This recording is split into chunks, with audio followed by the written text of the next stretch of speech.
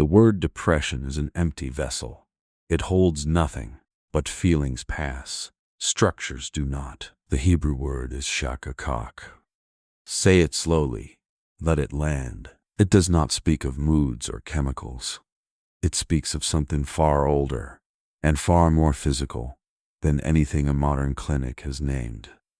Shaka means to sink, like a building whose foundation has been hollowed from below, slowly, silently, before any crack appears on the surface. Gone. This is not a metaphor. When David wrote Psalm 42, he used shaka.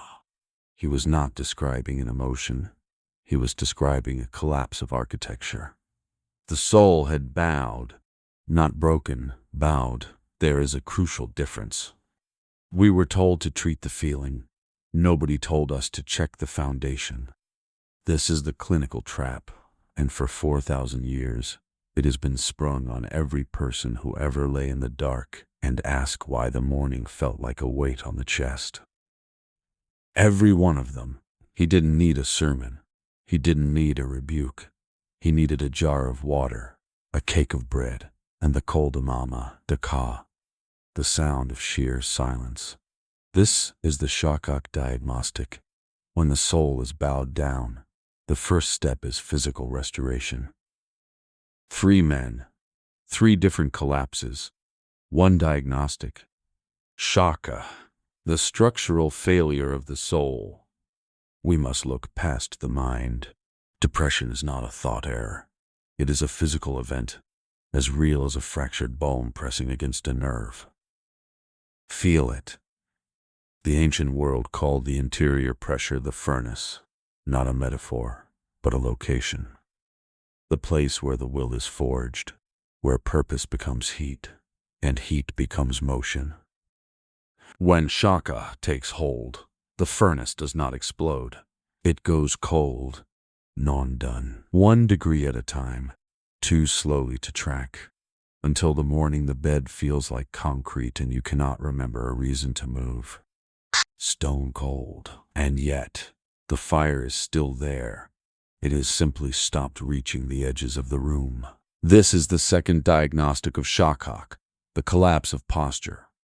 The body tries to protect the heart, not from people, but from the sheer pressure of being alive on a planet that demands things you no longer have the fuel to give.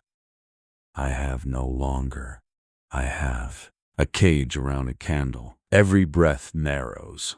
The diaphragm trades depth for survival, pulling shallow sips of air rather than the long draughts the body needs to sustain thought, to sustain memory, to sustain the feeling that tomorrow might differ from today. Oh, survival mode, nothing more. In this state, effort is not the cure. Effort is the accelerant. David felt his bones grow old, not because he aged, but because the marrow was drying out. The oil of his joy had run dry. He did not ask for motivation. He asked for water, because the deer does not perform wellness rituals in the dust. It follows the topography until it finds the source, or it dies in honest pursuit of the right thing. That is the only honest posture for this collapse. To understand where the source is, we must follow the king, not the Sunday school king, the real one. David of Bethlehem, shepherd, warrior, adulterer, murderer, poet, fugitive, king, wrote his darkest texts not as a theologian, but as a man in full structural collapse. Every word of it earned. In Psalm 38, he does not write of sadness. He writes of rot. My wounds stink and are corrupt because of my foolishness. In the ancient world, the temple was not just a place of worship, but a sanctuary of silence, a place where the noise of the ego is silenced, so the voice of the divine can be heard. Depression is often the ego's way of screaming for a silence it cannot find. He does not ask God to change his feelings. He asks God to check the structure. Forsake me not. That is not an emotional plea. It is an engineering request. The cry of a man who knows the wall is going, and needs a hand on the stone before it buries him alive. He knows he cannot hold it. But Psalm 42 shifts the geometry. As the deer pants for the water brooks, the key word is not desperation, it is certainty. Why are you cast down, O my soul? He is not crying at his emotions. He is interrogating his architecture. Deep calls to deep. The chaos inside calls out to something older and more stable than the noise of the court, or the wars, or the reputation he built on sand. A bedrock he had stopped listening for. The collapse, the full shaka, finally brings him low enough to hear it again. That is the dark mercy. You cannot build a palace on a crooked wall. You cannot build peace on things that leave.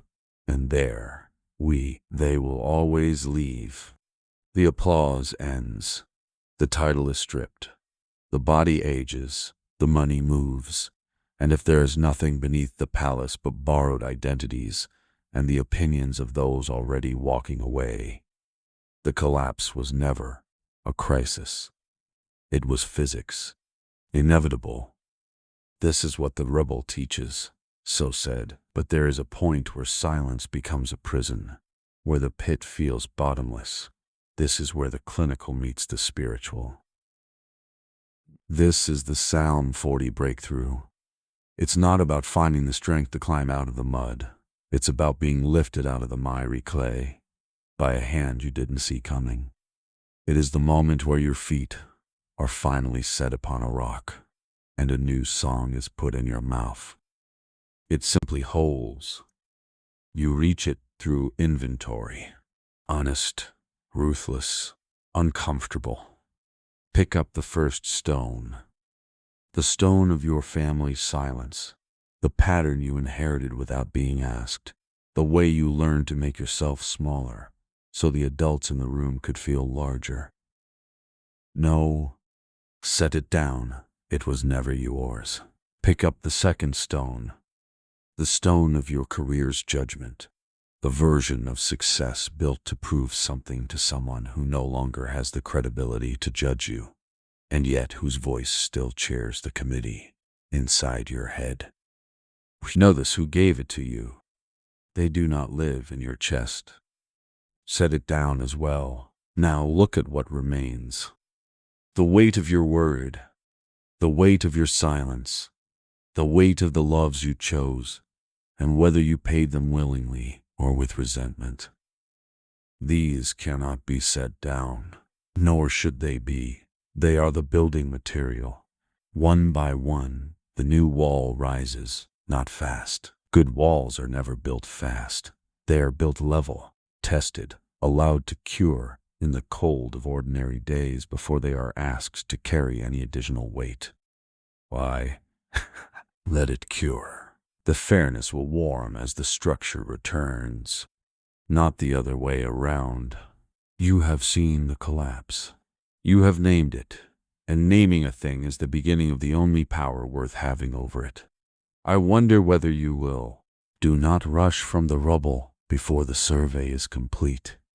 Most people flee too soon and build the next house just as crooked, just as hollow, from the same barred stones as the one that just fell.